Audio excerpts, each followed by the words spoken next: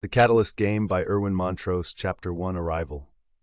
The gentle thrum of the seaplane's engines was the only sound breaking the serene silence as it skimmed over the cerulean waves, steering toward Veritas Isle. From my seat, I could see the golden sun sinking into the horizon, painting the water in hues of amber and crimson. The island emerged from the distance like a mirage, lush, untouched, and inviting. But beneath its idyllic surface, a whisper of something darker lurked, like the calm before a storm. The other passengers sat scattered around me, a mix of excitement and unease painted across their faces. I stole a glance at them, wondering who they were and why they had accepted this cryptic invitation. A woman seated across from me caught my eye.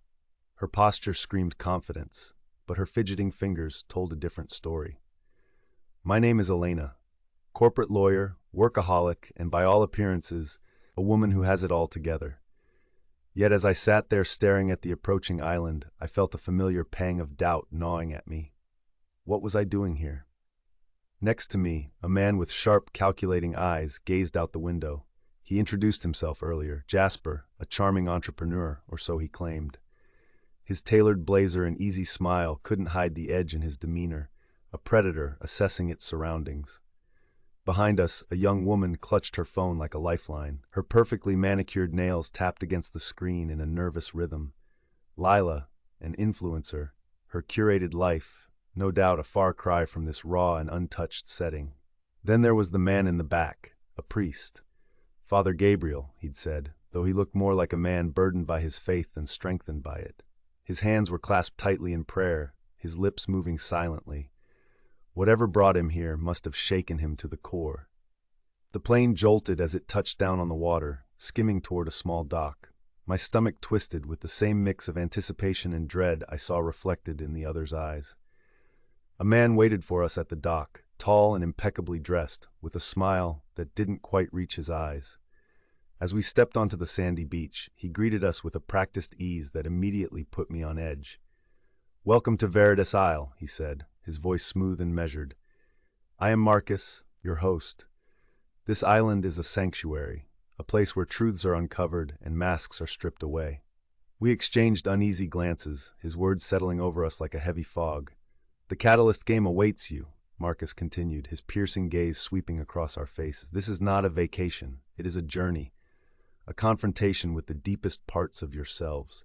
The island knows you, and only truth will set you free." The way he said it made my skin crawl, as if the island itself were alive and watching us. As Marcus led us toward waiting shuttles, the group fell into a hesitant silence. I caught snippets of whispered conversations, speculation about what the game might entail. The path wound through dense jungle, the air thick with the scent of earth and blooming flowers. Despite the beauty, there was an undeniable sense of being watched, as if the trees themselves were listening. When we reached the villa, I was struck by its seamless integration into the landscape. It wasn't ostentatious, but there was an elegance to its design that spoke of meticulous planning. Marcus gestured for us to enter, his smile still firmly in place. "This will be your home for the duration of the game," he said. "You'll find your rooms prepared with everything you need. Rest well tonight, for tomorrow the game begins." His words echoed in my mind as I settled into my room. The suite was luxurious yet strangely sterile, as if designed to comfort and unsettle in equal measure. I stepped out onto the veranda, the sea breeze brushing against my skin. From somewhere in the distance, I heard a faint, rhythmic drumming. It could have been the waves against the shore, or something else entirely. As the sun dipped below the horizon, casting long shadows across the island, I couldn't shake the feeling that we had all stepped into something far beyond our understanding.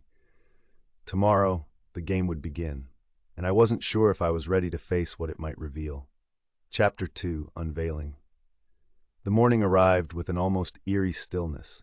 The chirping of birds and the gentle rustle of leaves were the only sounds accompanying the rising sun. It was as if the island itself were holding its breath, waiting for us to take our first steps into its game. Marcus summoned us to a central terrace that overlooked the endless expanse of ocean. A large stone mural adorned the far wall, intricate carvings depicting cryptic symbols and figures. It seemed ancient, a silent testament to the island's mysteries. Marcus stood before it, his posture commanding yet unnervingly calm. He looked us over, his eyes sharp and assessing, as if he already knew our secrets. "Today," Marcus began, his voice smooth and deliberate, "you take your first steps into the Catalyst game. Each trial will be a mirror, reflecting truths you've hidden not only from the world but from yourselves. Some of you will resist, some of you will embrace the revelations, and some of you—" He paused, letting the silence stretch. "Some of you may find the truth too heavy to bear." A nervous murmur rippled through the group. My chest tightened. I couldn't help but glance at the others, Jasper, Lila, Father Gabriel, and Clementine. What did they have to hide? What was I hiding? Marcus raised a hand, silencing the whispers. "The island knows you," he said, his voice softer now, almost reverent, "and it will guide you. But be warned, resistance comes at a cost. The more you fight, the harder it will be to escape the island's grasp." Escape. The word sent a shiver down my spine. Marcus motioned for us to follow, leading us down a narrow path that twisted through the jungle. The air was thick and humid, the canopy above casting dappled shadows on the ground. I could hear the distant roar of waves crashing against the cliffs, a reminder of how isolated we truly were. The path opened into a clearing, where a small stone amphitheater had been carved into the earth. It felt ancient, as though it had existed for centuries, waiting for us. In the center stood a table, and on it a collection of small, sealed envelopes. Marcus gestured toward the table. "Each of you will take one envelope. Inside is a question, a truth you must confront. You will answer it aloud here in this clearing. The island will listen, as will I." His gaze settled on me for a moment, and I felt exposed, as if he could see right through me. Jasper was the first to step forward. His movements were smooth, calculated, like a man accustomed to being in control. He picked an envelope, opened it, and scanned the contents. For a moment, his confident mask slipped. "What does it say?" Marcus prompted. Jasper hesitated, then cleared his throat.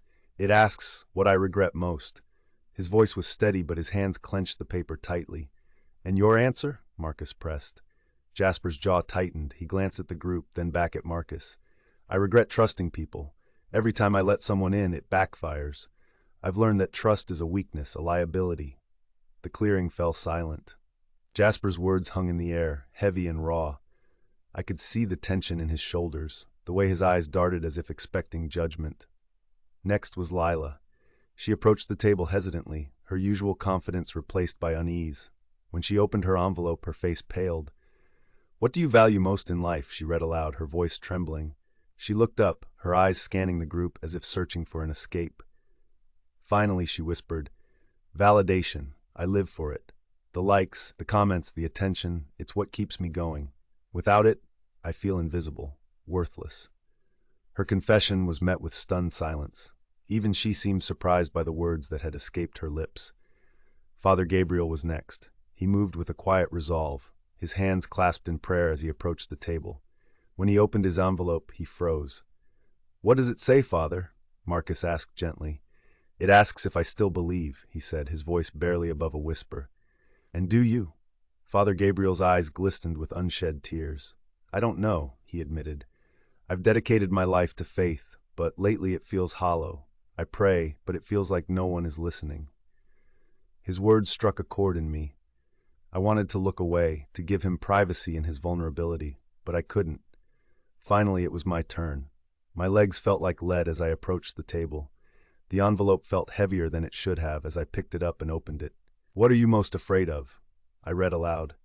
The words hit me like a punch to the gut. My throat tightened, and for a moment I couldn't speak.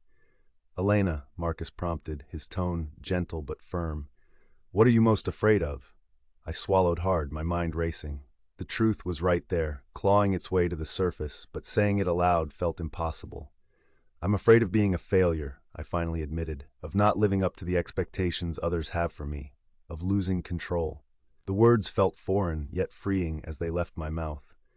I glanced at the others, half expecting ridicule, but their expressions were understanding, empathetic even. Marcus stepped forward, his smile softening. "The first trial is complete," he said. "You've all taken your first steps toward the truth. Rest now. Tomorrow will bring new challenges." As we made our way back to the villa, I couldn't shake the feeling that something had shifted within me, and within the group. We were no longer strangers. We were fellow players in a game we didn't fully understand, bound together by the truths we had dared to speak. Chapter 3: The First Trial. The morning air carried a strange stillness, as if the island itself was holding its breath. A rhythmic gong echoed through the villa, summoning us to gather on the terrace. The sun's golden light danced on the waves, but the beauty did little to calm my nerves. Today, Marcus had said, the game would begin in earnest. I joined the others on the terrace, their faces shadowed with apprehension. Lila's fingers tapped nervously against the edge of the stone railing, while Jasper leaned casually against a column, though his tightly clenched jaw betrayed his unease. Father Gabriel stood slightly apart, his hands folded in prayer, his lips moving silently. Marcus arrived, his presence commanding as always. He stood before the ancient mural that adorned the terrace wall, its cryptic symbols seeming to come alive in the morning light. Today, Marcus began, his voice resonant and steady, you will confront yourselves in a way you never have before. The Catalyst game is not merely a series of tasks, it is a mirror. Each trial will force you to look into that mirror and face what lies within. The question is, will you embrace what you see, or will you turn away? A chill ran down my spine. Marcus gestured for us to follow him, and we descended a winding stone path into the jungle. The dense canopy overhead cast dappled shadows on the ground, and the air was thick with the scent of earth and blooming flowers. I could hear the faint call of exotic birds and the distant crash of waves against the cliffs. The path ended at a clearing, where a circle of tall ancient trees formed a natural amphitheater. In the center stood a wooden platform, and atop it was a single chair. Surrounding the platform were torches, their flames flickering despite the lack of wind. Marcus turned to face us, his expression serious. This is your first trial. One by one, you will take the chair and answer a question posed by the island. The question will be different for each of you, tailored to reveal a truth you've kept hidden. There are no right or wrong answers, only honesty. Resistance will only make the process harder. We exchanged uneasy glances. The thought of baring our souls in front of strangers was daunting, to say the least. Elena, Marcus said, his gaze settling on me, you will go first. My stomach clenched. Why me? I took a deep breath and stepped forward, the crunch of leaves under my feet sounding deafening in the silence. The chair felt cold against my skin as I sat, my heart pounding in my chest. Marcus handed me a small, sealed envelope. Open it, he instructed. With trembling hands, I tore it open and unfolded the piece of paper inside. The question stared back at me, simple, yet devastating. What do you most regret? I swallowed hard, the weight of the question pressing down on me. Regret. The word alone was enough to make my chest tighten. I regret. My voice faltered. I glanced at the others, their eyes fixed on me, waiting. I regret choosing a life that isn't really mine. I regret letting my parents' expectations dictate who I became. Every decision I've made has been to please them, to prove I'm worthy. And now I don't even know who I am without that. The words tumbled out, raw and unfiltered. It felt like ripping open an old wound, exposing it to the air. When I finally looked up, Marcus's expression was unreadable, but the others seemed moved. There was no judgment in their eyes, only understanding. Thank you, Elena, Marcus said. You may return to your seat. As I walked back, my legs felt weak, but there was also a strange sense of relief. For the first time in years, I had spoken my truth, and it felt oddly liberating. Next, Marcus called Jasper. He moved with his usual confidence, but as he sat in the chair, I noticed a slight tremor in his hands. His question was, what is the greatest lie you've ever told? Jasper let out a bitter laugh. The greatest lie? That I care about anyone but myself. I've built my life on manipulation, on telling people what they want to hear so I can get what I need. I've lied to clients, friends, even my family. And the worst part? I'm not sure I even feel guilty about it anymore. The honesty in his voice was startling, as was the lack of remorse. He didn't look at any of us as he spoke, his gaze fixed on the ground. Thank you, Jasper, Marcus said. One by one, the others took their turns. Lila's question was, what are you running from? She admitted to using her online persona as a shield, a way to escape the crushing weight of her own insecurities. Father Gabriel's question was, what have you lost faith in? His answer was quiet but powerful. everything. My faith, my purpose, even myself. I feel like a man adrift with nothing solid to hold on to. When Clementine's turn came, her question was, "Who have you hurt the most?" Tears streamed down her face as she confessed to abandoning her younger brother when he needed her most. As the last confession echoed through the clearing, Marcus stepped forward, his expression solemn. "The first trial is complete," he said. "You've taken the first step toward uncovering your truths. The island has listened, and so have you." We returned to the villa in silence, each of us lost in our thoughts. That night, as I lay in bed, I replayed the day's events over and over in my mind. The trial had been more than a test, it had been a revelation. For the first time, I began to see the cracks in my carefully constructed facade, and I couldn't help but wonder, what else would the island uncover? Chapter 4: Echoes of Truth. I awoke to the sound of the jungle, a symphony of bird calls and rustling leaves. The morning sun filtered through the sheer curtains of my room, casting golden patterns across the floor. For a moment, I let myself believe it was just another day in paradise, but the weight of the first trial still hung heavy on my chest. Over breakfast, the air was thick with unspoken tension. We were polite, but the familiarity of shared vulnerability had not yet bred comfort. Instead, it magnified the strangeness of our situation. "Did anyone else dream about the island last night?" Lila asked suddenly, breaking the silence. Jasper looked up from his coffee, his expression unreadable. "What kind of dreams?" Leela hesitated, her fingers tracing the edge of her mug. "I don't know. It felt like the island was alive, like it was watching me." Father Gabriel crossed himself, murmuring a quiet prayer. I felt a shiver run down my spine. I hadn't dreamed about the island, but I had woken with a strange sense of being observed, as if the walls themselves had eyes. Marcus arrived shortly after, his presence commanding as always. "Good morning," he greeted us with that practiced smile. "I trust you've had time to reflect on yesterday's trial." We exchanged uneasy glances, but said nothing. "Today's trial will require not just introspection, but collaboration," Marcus continued. "The island has many secrets, and to uncover them, you must work together." His words hung in the air like a challenge. Collaboration wasn't something I excelled at. In my line of work, trust was a luxury I couldn't afford. Judging by the wary expressions of the others, I wasn't alone in my hesitation. Marcus led us back into the jungle, the path this time winding deeper into the island's heart. The air grew cooler, the canopy above denser, until we emerged into a clearing dominated by a massive stone structure. It was a labyrinth, its walls covered in carvings that seemed to shift and shimmer in the dappled light. "This," Marcus said, gesturing to the labyrinth, "is your second trial. Each of you will be given a piece of a puzzle, but the solution lies in cooperation. Only by trusting one another will you find the way through." Jasper scoffed. "Trust? With all due respect, Marcus, trust isn't exactly something we've established here." Marcus's smile didn't falter. "Then consider this an opportunity to change that." We were each handed a small wooden token engraved with symbols. Mine was a series of interlocking circles, their edges marked with faint scratches. The entrance to the labyrinth loomed before us, dark and foreboding. Marcus motioned for us to enter. "You have until sunset to complete the trial. Good luck." As we stepped inside, the air grew noticeably cooler, and the light from the entrance quickly faded. The walls were high, their surfaces etched with the same shifting carvings as the exterior. "Great," Jasper muttered. "This isn't ominous at all."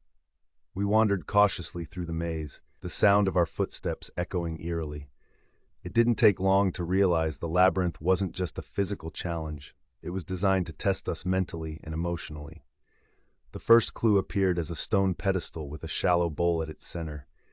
Symbols identical to the ones on our tokens were etched into the surface. "This must be where we use the tokens," Lila said, examining the pedestal. Jasper rolled his eyes. "Brilliant deduction." "Enough," I said sharply, the tension in my voice surprising even me. "We're not going to get through this if we're at each other's throats." Reluctantly, we placed our tokens into the bowl. As the last one clicked into place, the symbols on the pedestal began to glow. A low hum filled the air, and the walls of the labyrinth seemed to shift, opening a new path. "Well, that's unsettling," Clementine murmured.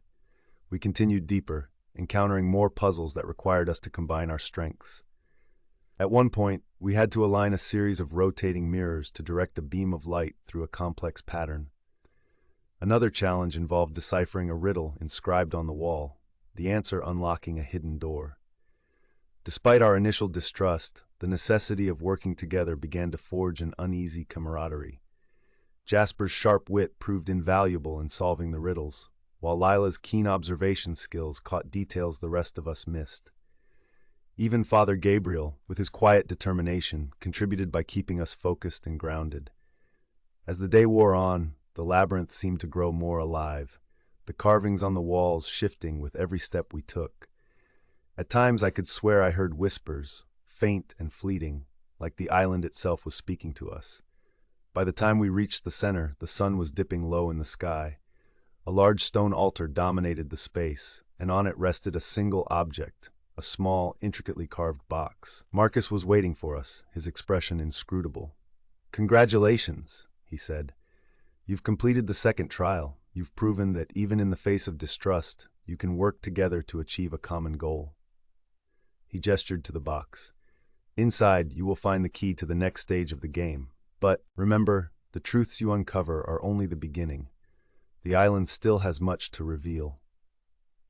As we stood there, the last rays of sunlight bathing the labyrinth in golden light, I felt a strange mix of relief and apprehension.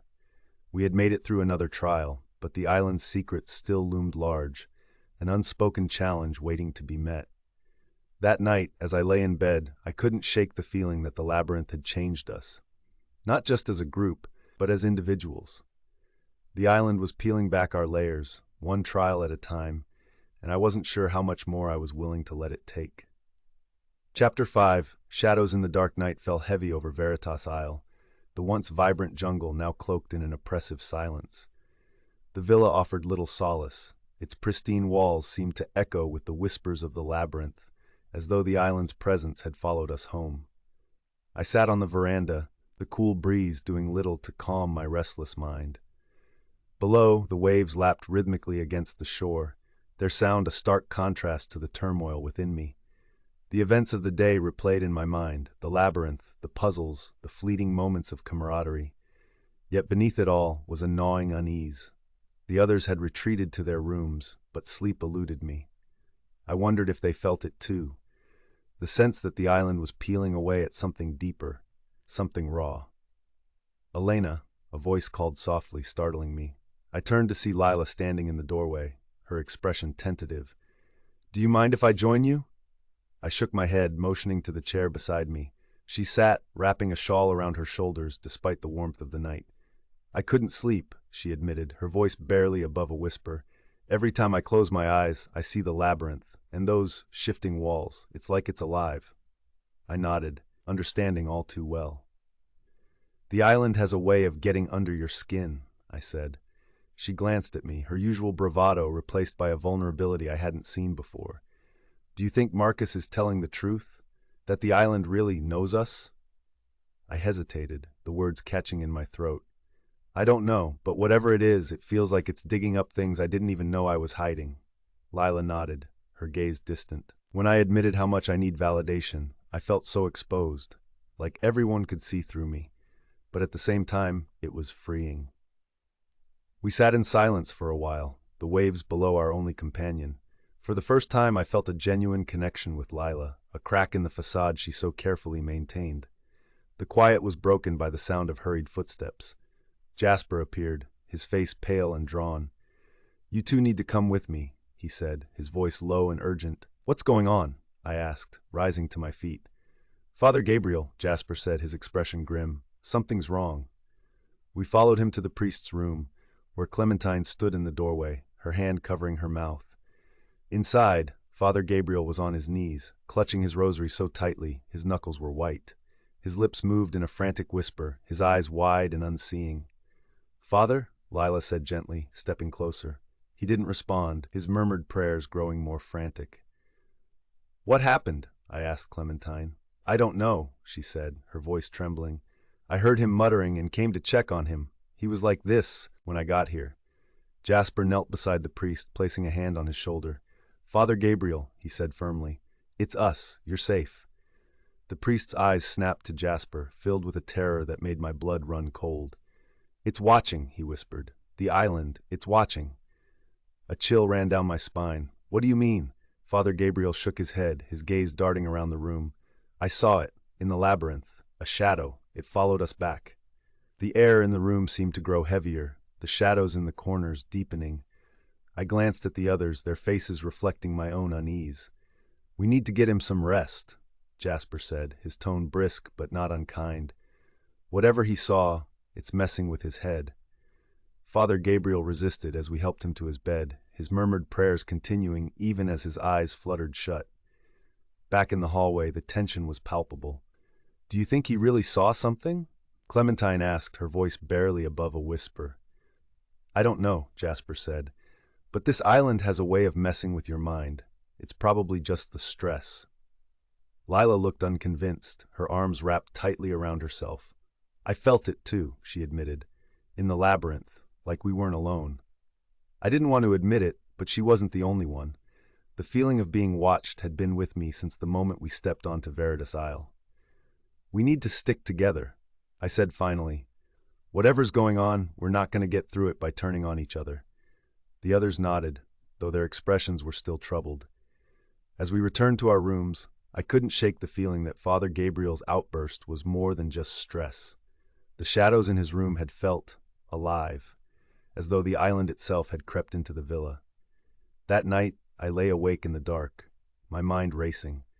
Was the island truly watching us? Or was it just the game playing tricks on our minds? I didn't know the answer, but one thing was certain.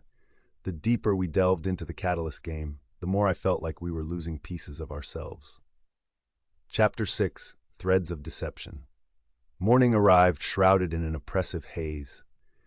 The sunlight filtering through the villa windows felt muted, almost reluctant to touch the island. The events of the previous night hung heavy in the air, each of us carrying the weight of Father Gabriel's haunting words. It's watching. Breakfast was a strained affair. The clinking of silverware against plates was the only sound punctuating the silence. Even Jasper, usually quick with a quip or cutting remark, seemed subdued. Father Gabriel sat apart from us, his head bowed over his food, his hands trembling slightly as he lifted his fork. Marcus arrived shortly after, his usual air of calm authority untouched by the tension in the room. Good morning, he said, his gaze sweeping over us. I trust you all slept well? The question was met with stony silence. Marcus's smile didn't falter. Today's trial, he began, will test not just your individual truths, but the connections between you. The island is a place of revelation, yes, but also of confrontation. To move forward, you must uncover not only your own secrets, but the ones that bind you to each other.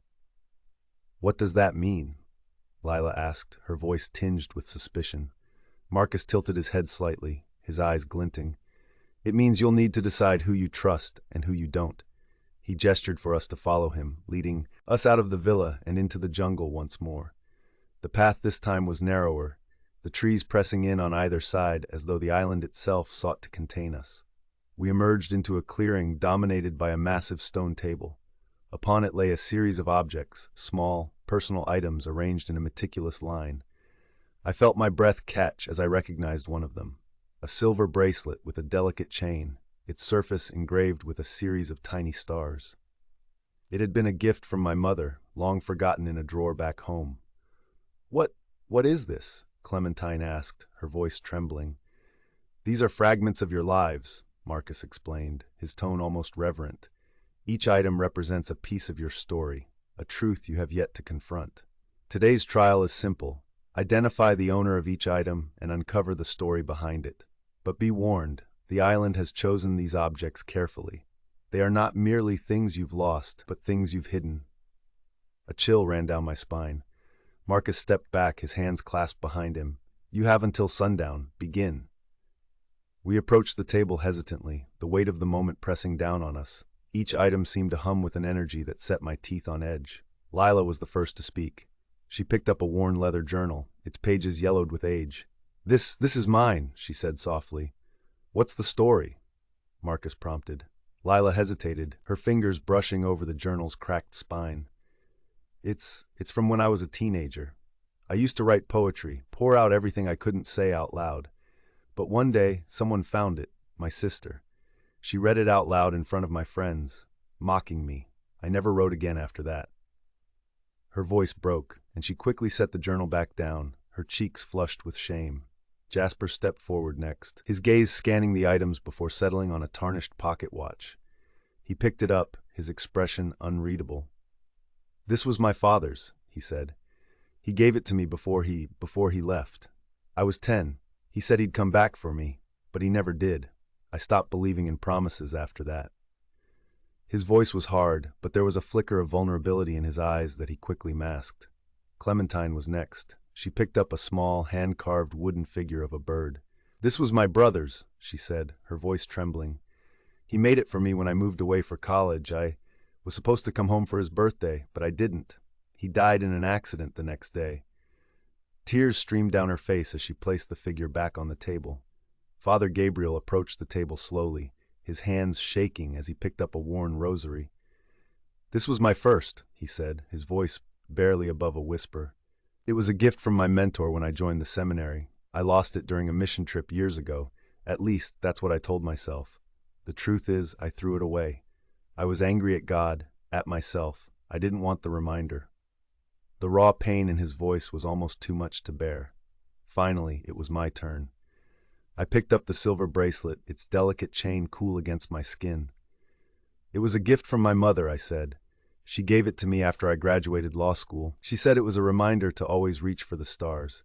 But my voice faltered, the words sticking in my throat. I stopped wearing it because it felt like a chain, a reminder of the expectations I could never escape." The weight of my confession settled over the group, the silence stretching into an eternity. "You've all done well," Marcus said finally, his tone soft but firm. "You've faced the truths tied to these objects. But remember, the stories you've shared are just the beginning. The island still has more to uncover."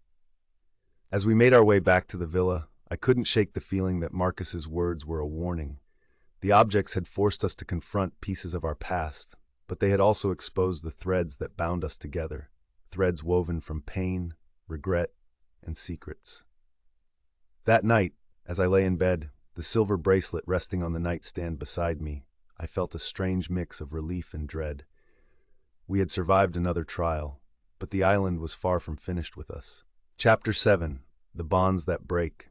The villa was quiet that night, an uneasy calm settling over the group like a shroud. We had all retreated to our rooms after the trial, but the weight of the day lingered. For me, the bracelet now resting on the nightstand felt heavier than it should have, as if it carried not just memories but the expectations and disappointments tied to it. Sleep was elusive. I tossed and turned, my mind racing with thoughts of the island, Marcus, and the game we were trapped in. The objects from the trial had stirred something deep within all of us, and the vulnerability we had shared felt like both a burden and a bond. A sharp knock at my door startled me, breaking through the haze of restless thoughts. "Elena," Jasper's voice called softly. I opened the door to find him standing there, his usual composure replaced by something more uncertain. He looked over his shoulder, as if expecting to see someone. "Can we talk?" he asked. I hesitated, but the look in his eyes convinced me. "Sure." We stepped out onto the veranda, the night air cool against my skin. The moon hung low in the sky, its pale light casting long shadows across the jungle below. "What's going on?" I asked. Jasper leaned against the railing, his gaze fixed on the horizon. "Something doesn't add up," he said. "This game, the island, Marcus, it's all too perfectly orchestrated. And those objects today, how did they even get here?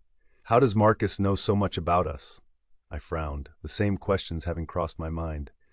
"You think someone's feeding him information?" Jasper nodded. "It's the only explanation that makes sense. But why? What's the endgame here?" Before I could respond, we heard voices from below. Glancing down, we saw Lila and Clementine standing near the edge of the jungle, their silhouettes illuminated by the moonlight. They seemed to be arguing, their gestures animated.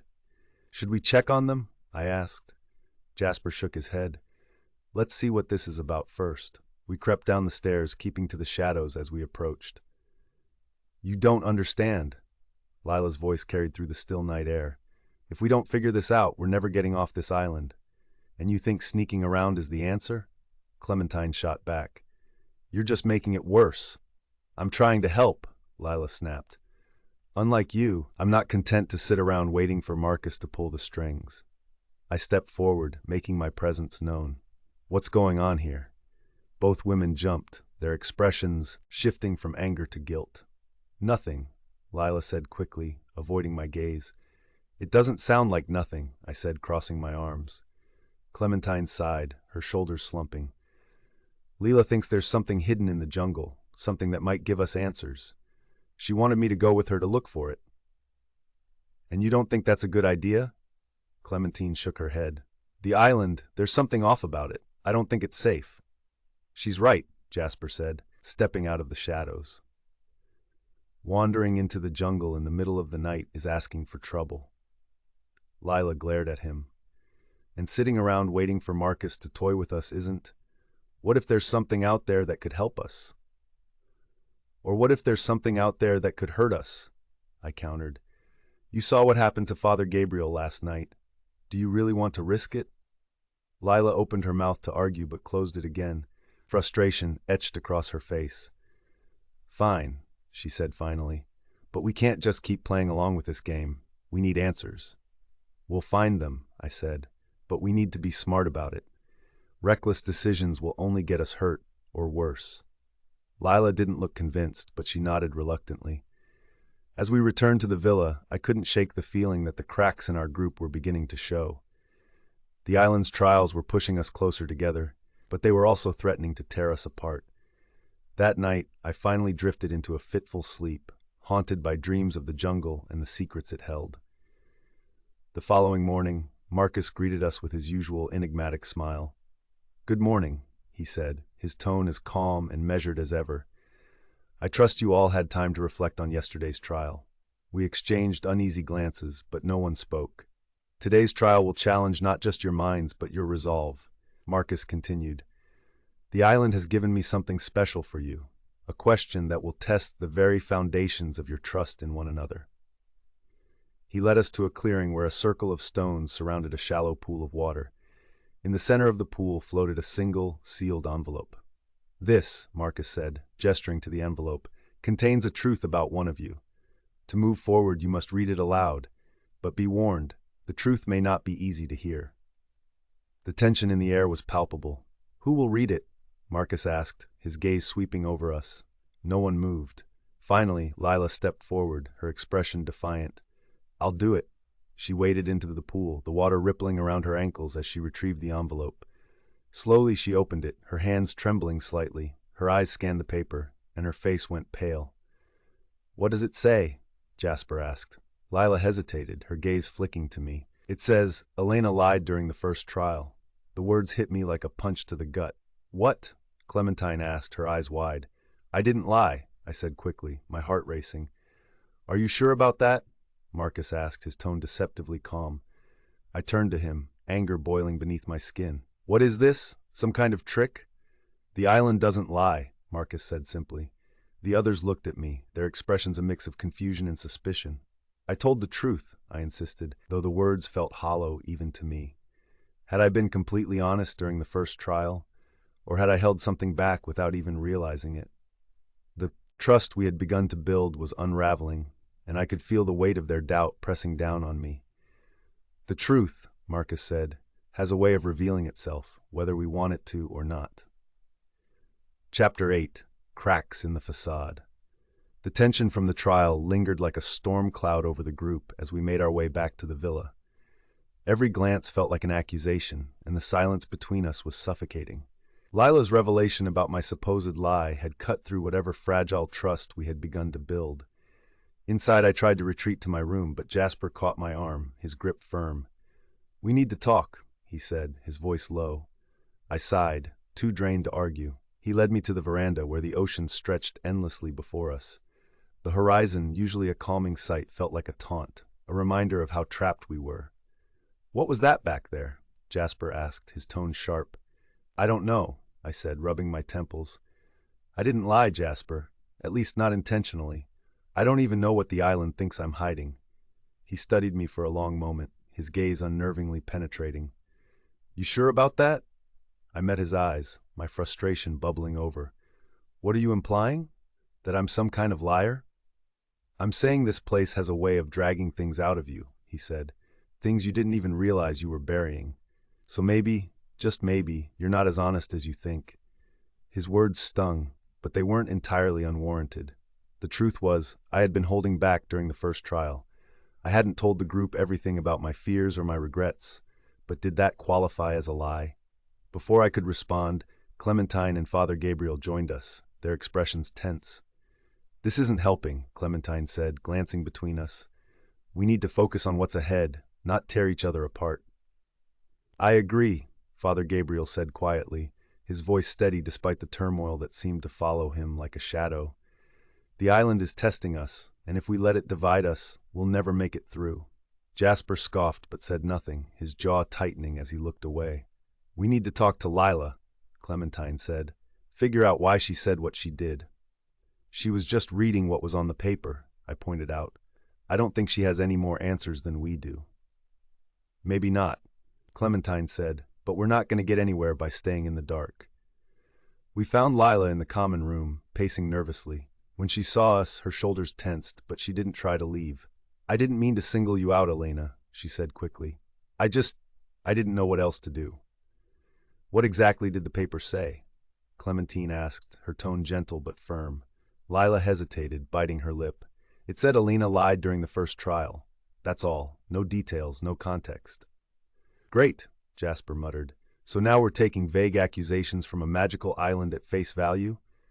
Enough, Jasper, I said, my voice sharper than I intended. I turned to Lila. Do you believe it, that I lied? She hesitated again, her eyes searching mine. I don't know, she admitted. I want to believe you, but this place messes with your head. I don't even know what to believe anymore. Her honesty stung, but it also softened the tension between us. At least she wasn't pretending to have all the answers. We can't let this tear us apart, Father Gabriel said, stepping between us. The island wants us to turn on each other. If we give in to that, we've already lost. His words struck a chord, and for a moment the room was quiet. What do we do now? Clementine asked. We move forward, I said, surprising even myself with the conviction in my voice. Whatever this game is, it's not over yet. We can't let the island win. The others nodded, though the unease in their eyes remained. That night, I couldn't sleep. The accusation hung over me like a weight, its implications gnawing at my mind. What had the island seen in me that I couldn't see in myself?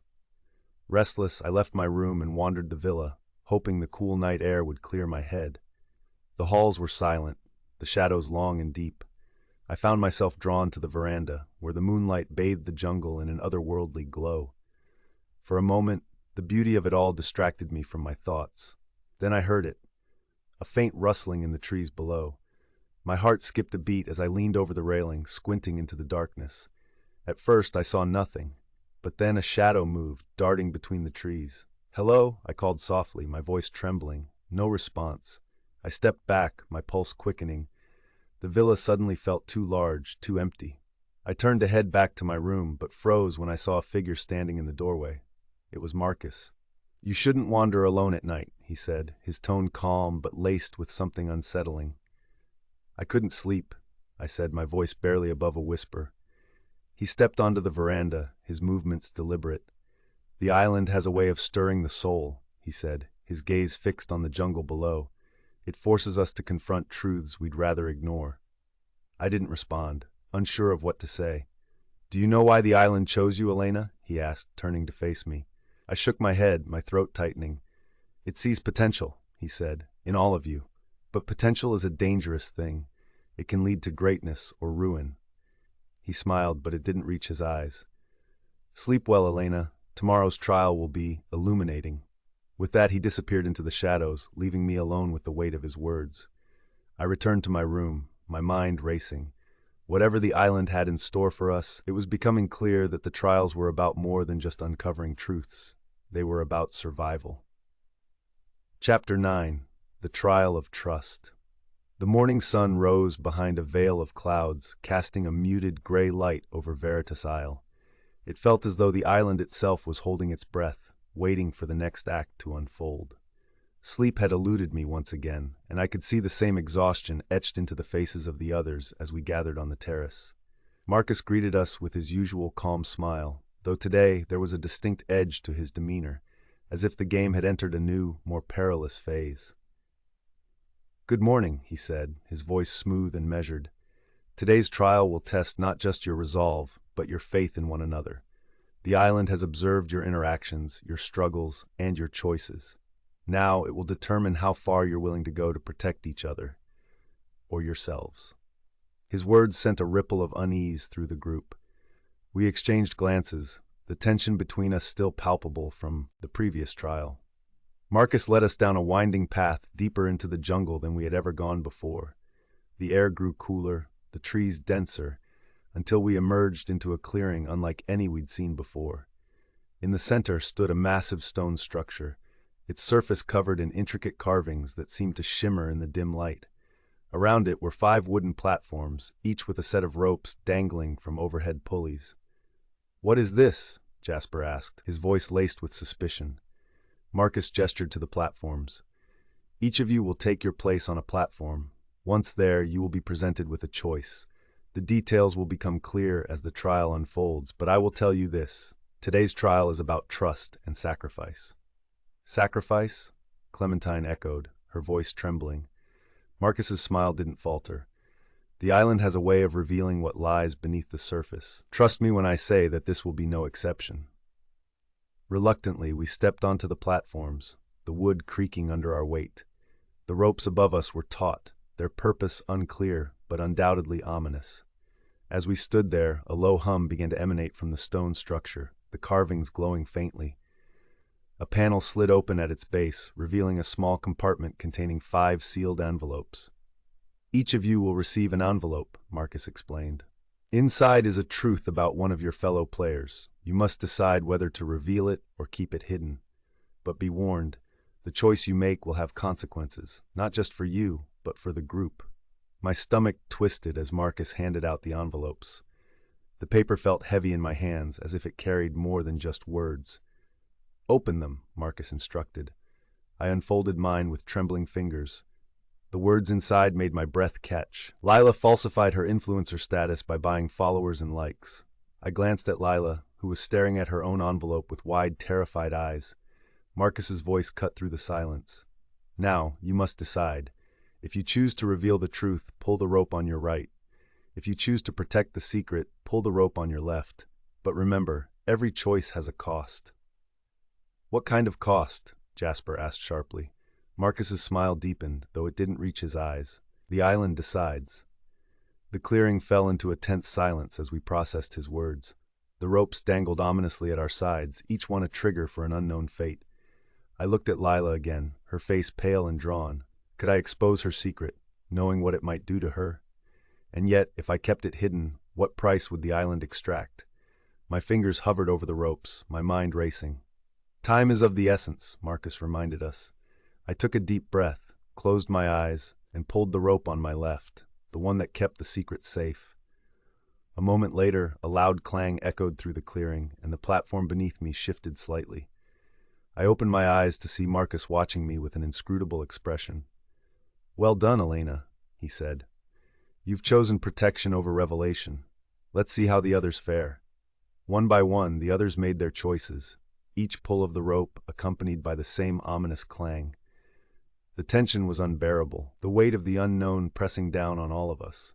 When the final choice was made, Marcus stepped forward, his smile as sharp as ever. "Congratulations," he said. "You've completed the trial. The island has observed your choices and will adjust accordingly." "Adjust?" Clementine asked, her voice shaking. "What does that mean?" Marcus didn't answer. Instead, he gestured for us to follow him back to the villa. That evening, the atmosphere was heavy with unspoken tension. No one spoke about the trial, but the weight of our choices hung over us like a storm cloud. I couldn't stop thinking about the envelope, the secret I had chosen to protect. Lila's falsified status seemed so trivial compared to the magnitude of everything else we'd been through, but the decision to keep it hidden felt like a betrayal of the group's fragile trust. After dinner, I found myself sitting alone on the veranda, staring out at the dark jungle. The shadows seemed to move in the moonlight, and I couldn't shake the feeling that the island was watching, waiting. Elena, I turned to see Leela standing behind me, her expression unreadable. "Can we talk?" she asked. I nodded, gesturing for her to sit. She hesitated for a moment before speaking. "I saw what my envelope said," she admitted. "About me, and I know what you did, choosing to protect me." I looked away, unsure of how to respond. "Thank you," she said softly. "I don't know if I deserve it, but thank you." "You don't have to thank me," I said. "We're all just trying to survive this, Lila, and if we're going to make it, we need to stick together." She nodded, her eyes glistening with unshed tears. "You're right, and I'm going to try. I promise." As she left, I felt a small flicker of hope. The island might be testing us, but perhaps, just perhaps, we could find strength in each other. For now, it was the only truth I could hold on to. Chapter 10: The Veil Lifts. The morning was different. The air carried a strange charge, a tension that seemed to ripple through the jungle and seep into the villa. Even the birdsong felt muted, as though the island itself was bracing for something momentous. We gathered on the terrace, the weight of the previous trial still hanging over us. Marcus stood waiting, his presence as commanding as ever. But today, there was something in his eyes, a spark of anticipation that sent a shiver down my spine. "Good morning," he greeted us, his tone lighter than the day before. "You've done well to make it this far, but today's trial will push you further than ever before. The island has chosen to reveal something special." "What does that mean?" Clementine asked nervously. Marcus smiled, his expression enigmatic. "You'll see." He led us down a new path, one that twisted and turned through dense jungle before opening onto a cliffside. The view was breathtaking, an endless expanse of ocean stretching out to the horizon. But it was the structure perched at the cliff's edge that drew our attention. It was a temple, ancient and weathered, its stone walls covered in carvings that seemed to writhe and shift in the sunlight. At its center was a large circular doorway, its frame adorned with symbols that pulsed faintly with a golden light. "This," Marcus said, gesturing to the temple, "is the heart of Veritas Isle, the source of its power, its wisdom. Inside, you will find the answers you seek, but only if you are willing to face the truth." The group exchanged uneasy glances. The thought of stepping into that temple, of uncovering whatever lay within, was both terrifying and irresistible. "What's the catch?" Jasper asked, his tone laced with suspicion. Marcus's smile widened. "No catch, only choice. You may enter if you wish, or you may stay behind. But know this, the truths revealed inside the temple cannot be unlearned. Once you see them, you will be changed." The weight of his words settled over us. "I'll go," I said, surprising even myself. Lila nodded, stepping forward to join me. "Me too." One by one, the others followed, until all 5 of us stood at the temple's entrance. Marcus stepped aside, his expression unreadable. "Good luck," he said softly. The air inside the temple was cool and heavy, carrying the faint scent of earth and stone. The light from outside dimmed as we moved deeper, replaced by the soft glow of the symbols etched into the walls. We reached a central chamber, its floor inlaid with a mosaic that depicted a swirling pattern of light and shadow. In the center of the room stood a pedestal, and on it rested a single crystal orb. "What is this place?" Clementine whispered, her voice barely audible. Before anyone could answer, the orb began to glow, filling the chamber with a warm golden light. The mosaic beneath our feet shifted, the patterns coming to life and swirling around us.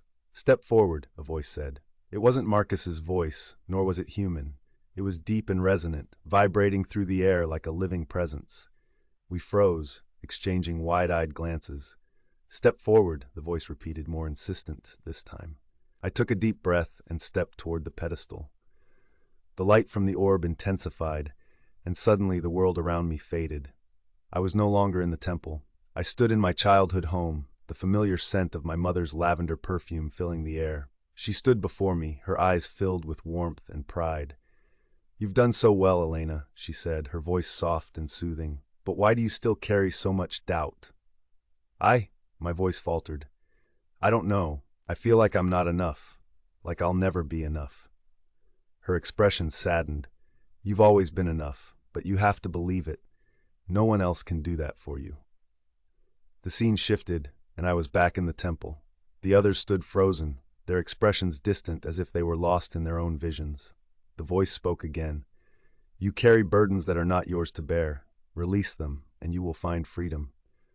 The light dimmed, and the others began to stir, their eyes wide with wonder and fear. What did you see? I asked Lila. She hesitated, her gaze distant. My father. He told me I don't need to prove anything to anyone, that I can just be. Clementine wiped at her eyes, her voice trembling. My brother, he forgave me. He told me to stop punishing myself. Jasper looked shaken, his usual bravado gone. I saw my father too. He said, I need to let go of the anger, that it's only hurting me. Father Gabriel was silent, his hands clasped tightly around his rosary. The voice spoke once more. The truths you have seen are yours to keep or to share. The choice is yours. But know this, the game is not yet over. The island has more to reveal. The orb's light faded, and the chamber fell into darkness. We emerged from the temple into the fading light of dusk, our hearts heavy with the weight of what we had experienced. Marcus was waiting for us, his expression as inscrutable as ever. You've taken an important step, he said. But the journey is far from over. The truths you carry will shape what comes next. As we returned to the villa, I couldn't shake the feeling that the temple had only scratched the surface of the island's secrets. The truths we had uncovered were powerful, but they felt like pieces of a much larger puzzle, one that we were only beginning to understand. That night, as I lay in bed, I replayed the vision in my mind. My mother's words echoed in my thoughts, both comforting and unsettling. You've always been enough, but if that were true, why did I still feel so incomplete? Chapter 11. The Catalyst Revealed. The dawn broke with an eerie stillness, the kind of silence that made the world feel as though it was holding its breath. The jungle, usually alive with birdsong and rustling leaves, seemed to retreat into itself, as if it too anticipated what was to come. At breakfast, the mood was subdued. No one spoke much, the weight of the visions from the temple still heavy on our minds. Even Jasper, who could always be counted on for a sharp comment, stared silently into his coffee. Marcus arrived as we finished eating, his footsteps echoing through the room like a drumbeat. He looked more serious than usual, his smile replaced by an expression that sent a shiver down my spine. Today is the final trial, he announced. His voice carried a gravity that made the hairs on the back of my neck stand on end. The island has observed, tested, and revealed. Now it is time for you to confront the truth, the ultimate catalyst that brought you here. The room fell into a tense silence. What does that mean? Clementine asked, her voice trembling. It means the game is nearly over, Marcus replied. But before it ends, you must face the truth about why you were chosen. The island has seen into your hearts, your lives, and your fears, and now it will show you the final piece of the puzzle. Marcus led us down another path, this one narrower and more overgrown than any we'd taken before. The jungle pressed in around us, the air thick and humid. It felt as though the island itself was closing in, guiding us towards something we couldn't yet see. We emerged into a clearing dominated by a massive stone circle embedded in the ground. Around it, ancient runes were etched into the earth, glowing faintly in the dim light. In the center of the circle stood a pedestal, and on it rested a single object, a small, intricately carved box. This, Marcus said, gesturing to the box, is the heart of the Catalyst game. Inside lies the truth, the reason each of you was brought here. The group exchanged uneasy glances. What's in the box? Jasper asked, his voice tight with suspicion. Marcus's smile returned, faint and enigmatic. That is for you to discover. But be warned, the truth inside is not kind. It will challenge everything you believe about yourselves and each other. My chest tightened as I stared at the box. It seemed to hum with an energy that made the air around it shimmer. Who will open it? Marcus asked, his gaze sweeping over us. No one moved. The weight of the moment was too great, the fear of what lay inside too overwhelming. Finally, I stepped forward, my legs trembling beneath me. I'll do it, I said, my voice steadier than I felt. Marcus nodded, stepping aside to let me approach the pedestal. The box felt cool beneath my fingertips as I lifted it, the carvings intricate and almost hypnotic. I took a deep breath and opened it. The moment the lid lifted, the world around me dissolved. I was no longer in the clearing, but standing in a void, an endless expanse of light and shadow swirling around me. A voice spoke, deep and resonant, vibrating through my very being. "You have come seeking truth," it said, "and truth you shall have." Images began to appear in the void, vivid and relentless. They showed my life, my choices, my failures. Moments I had buried deep within myself, too painful to confront, now laid bare. I saw my mother, her face etched with disappointment as I told her I didn't want to follow the path she had planned for me. I saw the years I had spent chasing a career that left me empty, sacrificing relationships and happiness in the process. "You carry the weight of others' expectations," the voice said, "but you have also used them as a shield. You fear failure, not because of what it means for you, but because of how others will see you." The words struck like a blow, and I felt tears streaming down my face. "But you are not alone in your struggles," the voice continued. "The others have their truths as well." The images shifted, showing Lila, Jasper, Clementine, and Father Gabriel. Each was confronted with their own failures, their own regrets, their own fears. I saw Lila as a young girl, desperate for her parents' approval, turning to social media as a way to fill the void. I saw Jasper's relentless drive to succeed, fueled by the bitterness of being abandoned. I saw Clementine's grief and guilt over her brother's death, and Father Gabriel's crisis of faith that left him adrift. The voice grew louder, filling the void. "You were brought here not to win, but to see, to understand. The truth is your catalyst, the spark that will ignite change or destruction. The choice is yours." When I opened my eyes, I was back in the clearing. The others stood around me, their faces pale and drawn, as if they too had seen the visions. "What did you see?" Clementine asked, her voice barely above a whisper. I hesitated, the weight of the truth pressing down on me. "Everything," I said finally. "I saw everything." Marcus stepped forward, his expression unreadable. "The final trial is complete," he said. "You have faced the truth, and now you must decide what to do with it. The game is over, but the journey is yours to continue." We returned to the villa in silence, each of us lost in our own thoughts. The truths we had seen, the choices we had made, they had changed us in ways we couldn't yet fully comprehend. That night, as I sat alone on the veranda, the weight of the day pressing down on me, I realized something profound. The Catalyst game wasn't about winning or losing. It wasn't about the island or even Marcus. It was about us, about confronting the parts of ourselves we had tried to hide, about finding the strength to face the truth and move forward. The island had given us a gift, painful, raw, and unrelenting, but a gift nonetheless. As the stars filled the sky above Veritas Isle, I felt a flicker of hope. We had survived the game, but the real challenge was just beginning. The challenge of living with the truths we had uncovered. Epilogue. The seaplane's engines roared to life, the sound breaking the tranquil stillness of Veritas Isle. We stood on the dock, each of us carrying the weight of the past few days in silence. The game was over, but its echoes lingered in the spaces between us, in the unspoken truths we now carried. Marcus stood at the edge of the dock, his hands clasped behind his back. His enigmatic smile remained, though his eyes held a rare flicker of something close to pride. Or was it satisfaction? "You leave here changed," he said, his voice calm and certain. "But remember, the island's truth is only as powerful as the choices you make from this point on. The Catalyst game does not end here. It continues in the lives you choose to live." No one responded. What could we say? The plane's door opened, and one by one, we boarded, casting final glances at the island that had forced us to confront ourselves in ways we never thought possible. As the plane lifted off the water, the island grew smaller and smaller, a lush green jewel disappearing into the vast expanse of blue. I stared out the window, my mind a whirlwind of thoughts.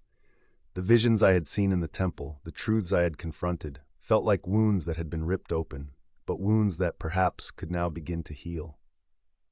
Lila sat across from me, her phone clutched in her hands. For the first time, she wasn't scrolling through social media or checking notifications. Instead, she stared at the blank screen, her expression contemplative. "I think I'm done with this," she said suddenly, holding up the phone. I raised an eyebrow. "Really?" She nodded, a small smile tugging at her lips. "It's exhausting, trying to live for other people's approval. I think it's time I figure out who I am without it." "That's brave," I said, meaning it. She shrugged. "We'll see, but it feels right." Across the aisle, Clementine was sketching in a notebook she must have found in the villa. Her hand moved quickly, creating sweeping lines and shapes. "What are you drawing?" I asked. She glanced up, a flicker of her old spark returning. "My brother. It's not perfect, but I think it's helping. I haven't drawn since he died. I think he'd want me to start again." I nodded, her words stirring something deep within me. Father Gabriel sat at the back of the plane, his rosary in his hands. He wasn't praying, though. Instead, he was simply holding it, as if drawing strength from its presence. Jasper sat beside him, staring out the window. He seemed lost in thought, his usual sharpness dulled. "Do you think it's over?" he asked, his voice low. I turned to him, surprised. "What do you mean?" "This," he said, gesturing vaguely. "The island, the game. Do you think it's really over?" I thought about Marcus's words, about the way the island had forced us to confront our deepest fears and regrets. "No," I said finally. "I think it's just beginning." When we landed, the world felt different. Brighter, sharper, more real. The island's spell had been broken, but its lessons remained. As we went our separate ways, I couldn't help but wonder what the future held for all of us. Would we fall back into old patterns, or would we take what we had learned and forge new paths? For me, the answer was clear. The Catalyst game had shown me the truth, and now it was up to me to live it. As I walked away from the plane, the silver bracelet on my wrist glinting in the sunlight, I felt a strange mix of fear and hope. The game was over, but my journey had just begun.